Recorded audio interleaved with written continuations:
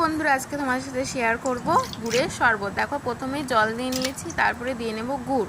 আমি এখানে প্রায় 5 চামচ মতো গুড় ব্যবহার করেছি, যেহেতু আমি একবারে অনেকটা শরবত বানাবো সেই জন্য। এবার এর মধ্যে ইউজ করব বিট নুন।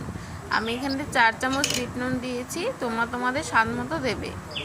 তারপরে দেখো, একটু লেবুর রসটা চিপে নিয়েছিলাম এবং সেটাই মিশিয়ে দিলাম।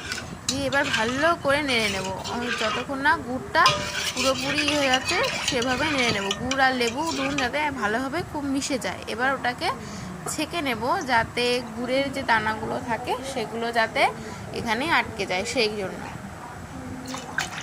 এরপরে জল মিশিয়ে নেব। দেখো, আমি এখানে অনেকটা জল মিশিয়েছি, এটা ঠান্ডা জল ছিল, যেহেতু এখন খুব গরমে ঝলসে যাচ্ছে পুরো, সেই কারণে শরবতটা বানানো। দেখো, ওর মধ্যে দিয়ে নিলাম বরফ। এবার দিয়ে নিচ্ছি 2 চামচ গ্লুকন ডি। এবার এটা দেখো গ্লাসে সার্ভ করে নেব। এটা কিন্তু